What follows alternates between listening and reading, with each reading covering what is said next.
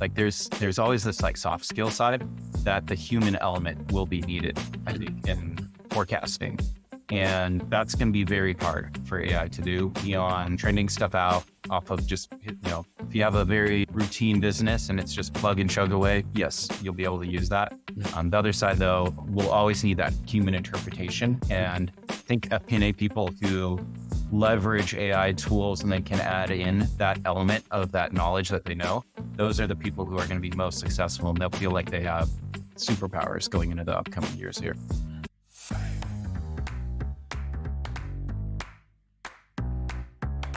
Yeah. And if you want to get caught in the trap, then fine, and if your company's fine with you getting caught in the trap, then, fill your boots, build your financial models for in a day. But, I guess we're moving into that impact territory. And one thing that I add to that, you said, think about what other people in the business are going to need to understand, first, and it's not necessarily a mistake, it's just a thought that doesn't often occur to people, is actually asking the question.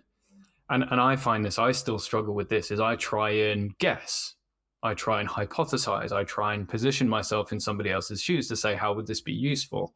But in fact, the quicker way to do it is just to ask them, and it comes back to, there's no such thing as a silly question. People will just like the fact that you asked them and took their opinion. And, some of the best times in my professional career working with finance teams is when I've had somebody in finance approach me without prompting and saying, I've pulled this out for you.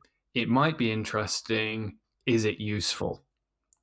Yeah. And it's literally like 3 lines in an email, but it meant a huge amount because they then became the go-to guy for this sort of stuff. Obviously, they're building their influence in sort of, sneaking that. It almost feels like insider knowledge, right? Because a lot of people just don't know what's going on inside a finance team, right? So anything that you can do to form that relationship, bridge that gap, ask those questions, I think is a good move.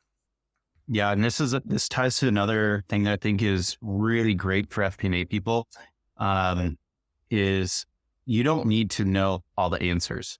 So many times people will over report things because they're like, hey, here's this massive thing. I think there is an answer in this massive thing that I built for you somewhere. You just got to find this needle in the haystack. But the other big word of advice I have for folks, if you want to be really successful on the finance side, is, and this works both in-house as well as like a lot of times we work with fractional CFOs and fractional controllers at accounting firms too, is when you're talking to that person on the other side of the table, or if it's a client that you have, step number 1 is I love to just ask people like, what are your goals, business or for your function? And then I just leave like this long, awkward, dead air, like to the point you're uncomfortable, and then wait for them to talk. And the things that will come out from that really quickly, you'll find out, because there's a zillion things you can do on the finance side. You'll find like, what is that one thing that person is most cares about? Yeah. And the moment you get that, you go, all right, now let's double click on that. Let's unpack this a little bit more. And now that next FP&A conversation is tracking to those goals that person wanted to have. That's the exhilarating thing. Like when you're running towards something, that feels like you're moving with purpose. And that's empowering. That's exhilarating. And like, that's the kind of feeling that then also that person sitting across the table from you will feel too, as you're tracking, towards that side. And again, you need to continue to reiterate, because, and it's around about that time of year, earlier on in 2024. So, we come back from the festive break, with energy and, oh yeah, we're going to get some stuff done this year. But then we get stuck in the weeds, and that rhythm that you mentioned earlier, whether it's month end, whether it's a weekly check-in or whatever, starts to dull a little bit, and I think it's always good practice to always set an outcome from a meeting, i.e. we are meeting to ensure that we are achieving X, as opposed to just let's just have a review reports, for example. Yeah. But as soon as you do have those goals, just don't lose track of them, because every conversation needs to make sure that it's a little bit closer to that and a little bit closer to that, and it's often lost. So yeah, for everybody going into 2024, don't lose that, that drive, I guess, is the takeaway here, right?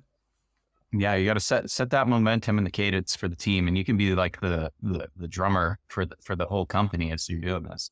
Yeah, absolutely. So, and it's fine if you don't want to speak about this, because I think everybody's a bit fatigued. But everybody does like hearing perspectives on the whole AI stuff that's going on, right?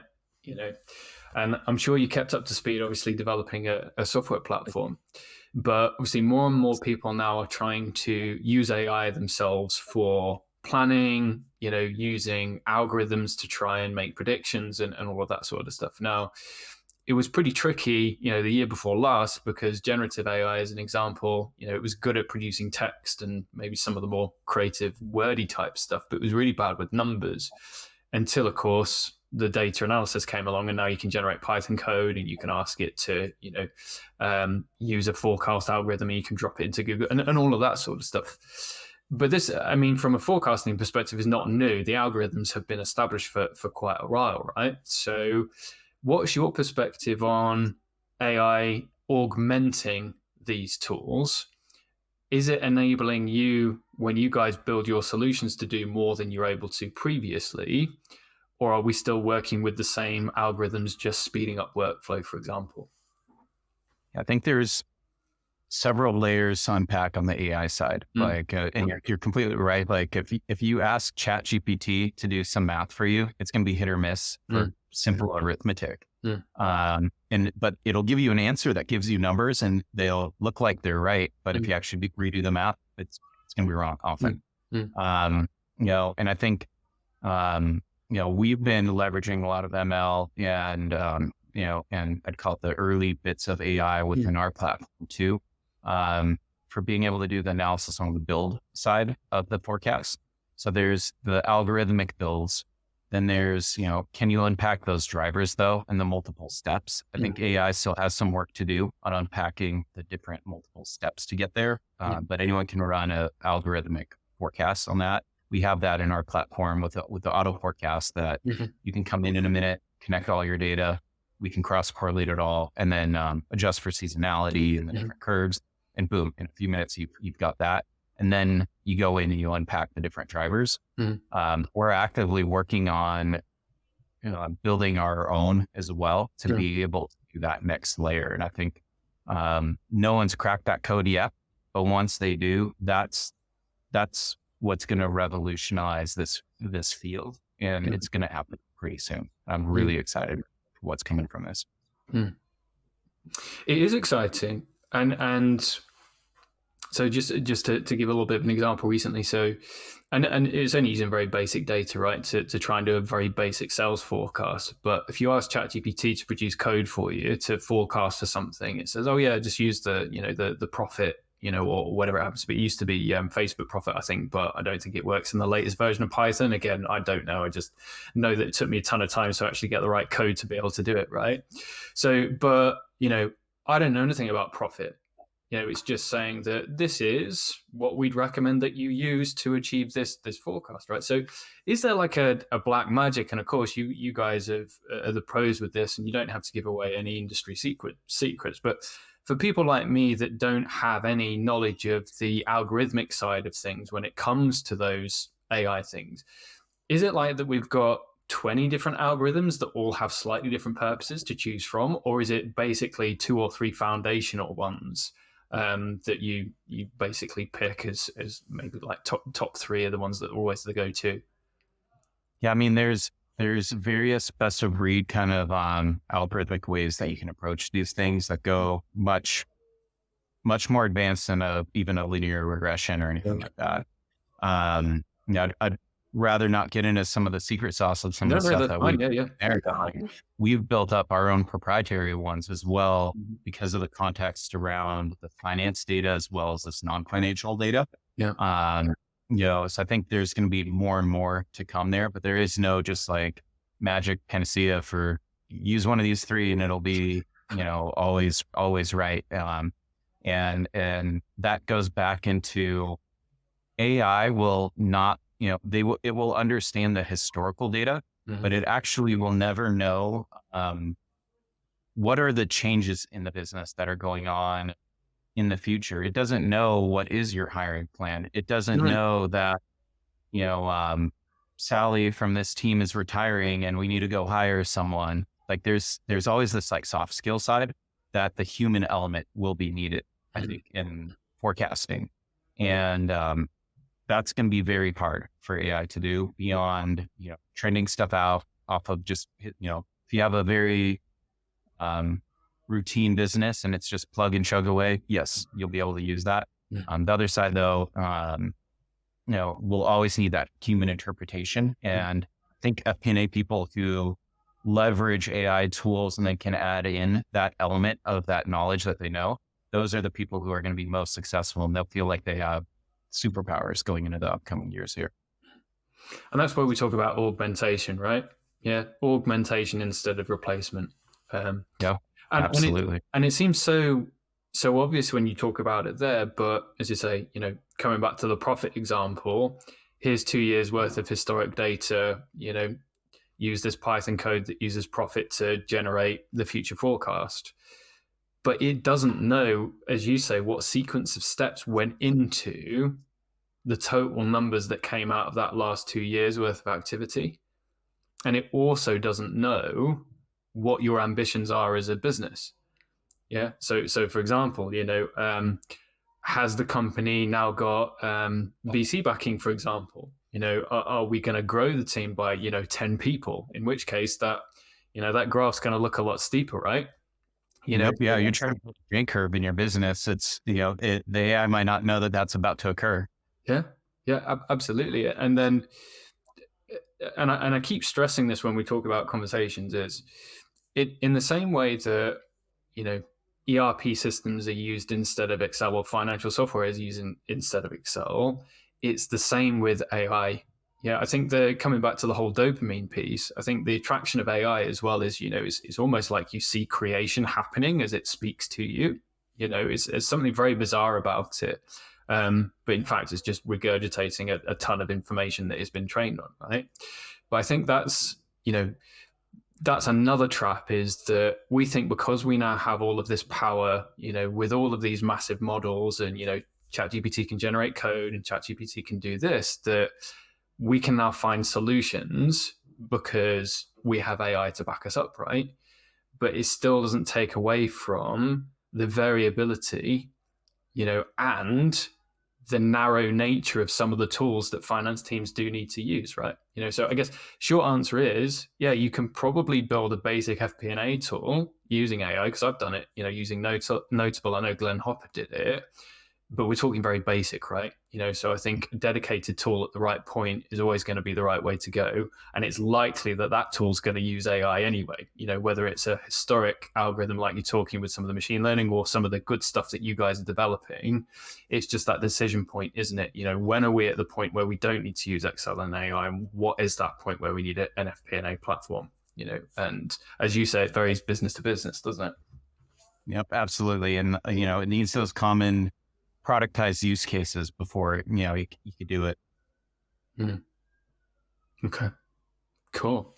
So in terms of, and I know you don't want to give away any of the secret sauce, right? But you said that, you're building some of your own knowledge into not just using sort of the standard algorithms and that sort of stuff, but from like a data Q&A perspective, and all of that sort of stuff, is that where we're moving to with platforms like this? So instead of having to, click buttons and switch toggles and all that sort of stuff, are we moving towards a point where we can say, oh, can you build this scenario and can you change this for me without us having to go in and get into the weeds? Or is that not a good way for a user to interact with the model?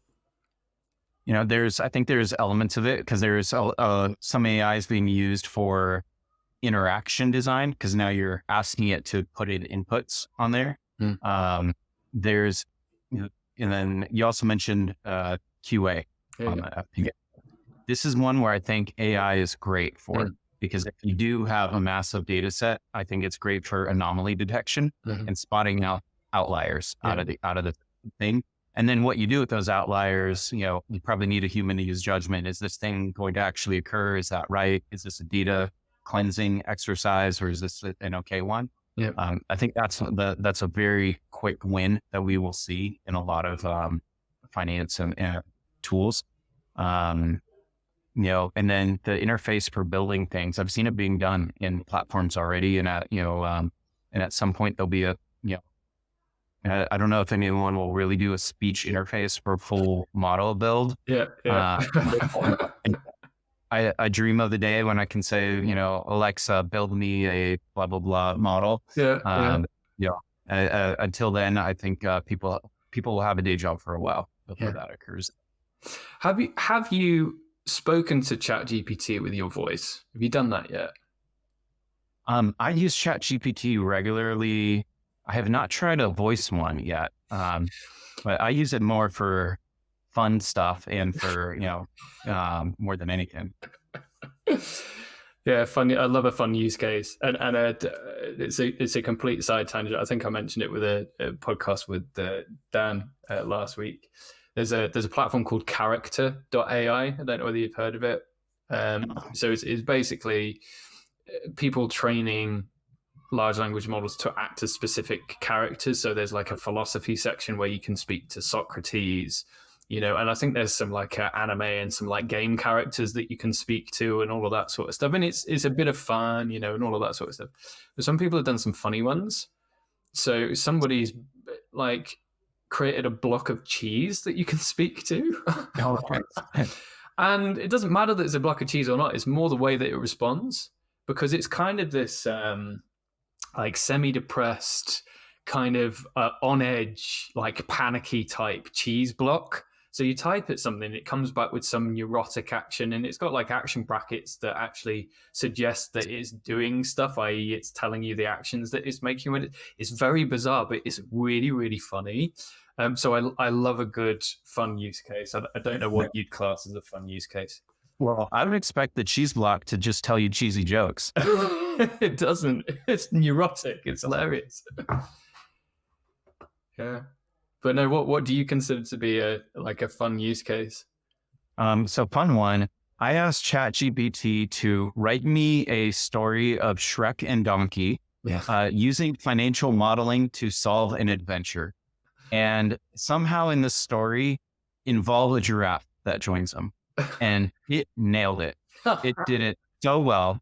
And after that, now I use it also for I've got 2 small kids. Yep. So I will ask it to write me a bedtime story that's approximately 5 minutes long. And maybe it's got like my kid's into dinosaurs right now. Involve a dinosaur and put in an underlying theme of something, cleaning your room or brushing your teeth. It nails it every night. And so I get all these like custom, interesting stories for my kids through it. Yeah. But it's interesting, isn't it? And this is where training's going to become more and more important, is we see the large language models nailing language because it is really good with the text and the books and all of that sort of stuff. It comes back to that whole predictive text argument. When people ask me to write a story, I've got lots of stories to take that knowledge from, not so much with the numbers until obviously the advanced data analysis came in, right? But no, it's a good shout. I've not used it with the kids yet. I'm trying to distance them from that stuff. I mean, they've got enough iPads and all of that sort of stuff. But what I wanted to mention, because I was talking about the speaking to it on the mobile app using the microphone, it's a bizarre experience because the voice that's speaking back is actually quite human. I mean, you can tell it's still AI, right? But it's definitely a step up from like your Alexa and your Google Home in terms of the way that it actually talks to you. But the reason that I find it bizarre is I've actually got some better responses speaking to ChatGPT with my voice than I have typing questions. Now, I don't know that's just because maybe I speak clearer than I type. I wouldn't think that was the case because I muddle my words a ton, right? Or something about it reading audio is, I don't know, consuming less tokens than type. I don't know, but the quality, the length, and the output of the response when I'm talking to it in voice seems to be just a whole lot better than text. So I thought I'd throw that in there because you should definitely give it a go. Yeah, and I think for me, it's a lot of people tend to overthink when they're trying to write stuff. And when you talk, you just let it flow. And that's where things will just go more smoothly. And if you don't overthink that prompt, it should be able to let it flow back to you. I mean, it was a personal use case. I was comparing energy suppliers. I don't know how it is in the US, but here in the UK, I mean, energy prices have just been ridiculous, right? And today there's been no point in switching because it's no better with one supplier over another, but maybe it's around time this year. So essentially I spoke to it and I said, I want you to search the internet, and come back with real feedback on which platforms people are recommending the highest, because I didn't want to get into that territory of, searching through all of the different sites and then being bombarded with all the marketing and all of that sort of stuff. So it worked really well. There are some times where you would prefer to do a Google search. Like, for example, if you want a recipe and you want to see photos and you want to see the step-by-step, that's not a good use case. But yeah, anyway, we've gone on a bit of a tangent, haven't we? Yeah. But the last thing before I forget, coming back to what we're talking about with data Q&A and what you said about, speaking to an AI and have it produce a model for you, I'd also be a bit skeptical about jumping too early into the text to automation type stuff. So when you look at the automation platforms, you've got your Zapiers, and you've even got, I think, Power Automate Copilot in the Microsoft space now. You can chat to it and say, I want to create a workflow for this. Now, if it's simple, 9 times out of 10, it will get the components right for you. You can just link them up and tweak the settings. But again, going past that, you might end up spending more time trying to ask it the right question to create the automation than if you'd just done it from scratch.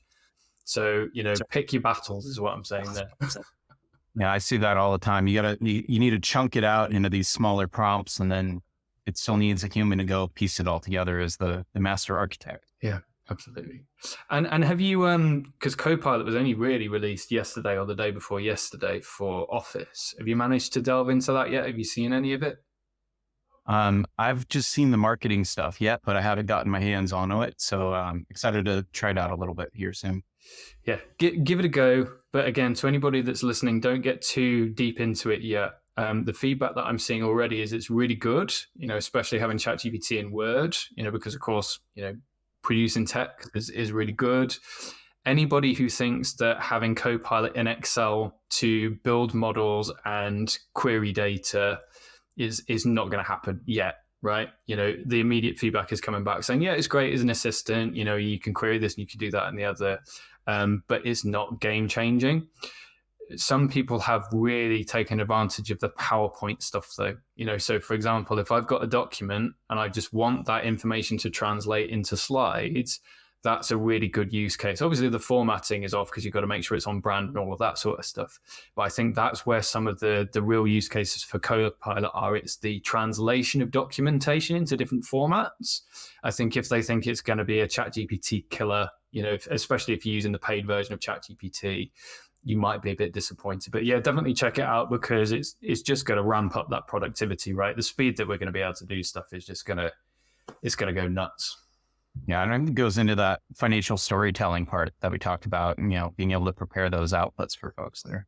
Yeah, absolutely. I have seen some platforms, and they're probably, in the millions of dollars, right? But they are getting to the point badly now of being able to take a dashboard and then automatically translate that into slides without you needing to do anything, and it's a cool concept. I know Jamie Lee, I don't know whether you know Jamie Lee Salazar at Cobbler. She was doing some pretty funky stuff with translating data into presentations. So we're getting there.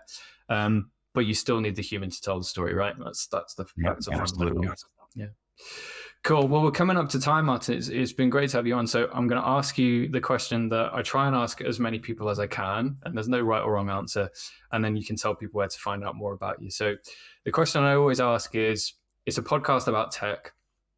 So either in your professional or personal life, have you got an app on your phone, a Google Chrome extension, a piece of software that you could not live without? It's like literally the go-to bit of tech that you use. Plenty. So Do I got to pick just one right No, now? you can, I'll let you do two. I just tried this app called Superpower that plugs into your calendar and your Zoom, and it summarizes all your meeting notes and action items. Yeah. It's pretty awesome on that side.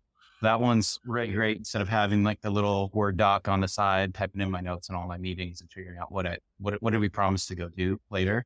Yeah. And I think that one is great. The other big one for me, I've been on a big health and fitness kick over the last year. I fully transformed my life, lost like 40 pounds, did, a ton on the health side. So I'm really into that quantified self side, and I'm using a ton of different apps and tools for that too. And is that like Fitbit activity trackers or? What I loved is Google Fit has now created a lot of integrations. They have this health sync that will connect to all of your apps. So now Google Fit is my like master dashboard of everything. It connects my Eat Sleep mattress. It connects my Fitbit. I've got the Google Watch. I've got a smart scale, and now I get that whole picture all in one on that. And I think having that on a regular basis and tracking my progress over time, that's just been transformational for me. And that's where dopamine works in our favor, right? If we can see progress, then we want to commit to more progress, right? And I saw the post you did, and I think, was it you said it would basically cut out sugar, bread, and something else for 6 days a week? Is that the gist? Yeah, so I cut out sugar, bread, alcohol 6 days a week. 1 day a week, I can be a trash compactor and have whatever I want. And then the other part of it is I try to get on, I really love the exercise bike. I go for 20 minutes minimum, at least 3 times a week. And my secret is I get on the bike, I set it at max resistance, and I pretend like someone is chasing me with a syringe full of poison. At the end of that 20 minutes, you're so gassed, but you got your first win for the day. You got your workout done. And 0 calorie counting, and it worked for, many of my friends. And we actually did a challenge over at Giraffe, with several of our coworkers as well. Have had life-changing results basically doing that. Amazing. Yeah. And it comes back to it, and it's a quote that I've used a ton of times, but a healthy person wants 1,000 things, an unhealthy person just wants one, right? And it's built on everything, right? Yeah. Health, family, business, it's important to get the hierarchy right. And you seem to be nailing it. And I'm impressed with 2 kids. I mean, mine are 3 and 18 months. And I'd be lying if I said I got the right amount of exercise in. Yeah, I've started using my little guy. He's a toddler, so now I've started bench pressing him for fun sometimes as well. That adds a few reps in during the day. Yeah, I've got some heavy duty resistance bands. I mean, shameless plug. It's an X3 bar. I think it's John Jaquish, who's like an engineer by trade or something like that. But basically, he determined that heavy duty resistance bands are the best way to get the most resistance without doing damage to your joints or something like that. And anyway, I got it over COVID because I didn't want to go to the gym with a mask on, and I started doing it at home. But like you say, it's an opportunity for the kids to get involved, because if they see you, like, doing your resistance squats or whatever it happens to be, either they'll hang on the bar or hang on the elastic band to increase the resistance for you, or they copy you. And it's fascinating. I mean, Roman, he's only 18 months old, but I started working out the other day and he picks up a band and he started emulating me, and I think that's a skill or an ethos that can't be taught early enough, is base health and fitness principles. So if they see you doing something, they'll copy it, and it's good for everyone, right? Yeah, I've got my kids copying me too on that, and they'll join me to go do a couple of jumping jacks or some air squats in the living room here and there, and creating those healthy habits are great. Yeah, very good. Cool. Well, I've kept you too long, Martin. So where can people find you? Where can I find more about Giraffe? Yeah, so check out giraffe.com, JIRAV. I'm very bad at spelling, but I hope you can remember it. And also you can always drop me an email at martin@giraffe.com. Check me out on Twitter at martinzych, so MartinZych. Yeah. And happy to chat more with you guys about FP&A, tech, giraffes, health, fitness, anything you want. And you're on LinkedIn too as well, right? Yeah, perfect. All right, I'll put the links in the show notes, but Martin, absolute pleasure. Thanks so much for coming on. Thanks for having me.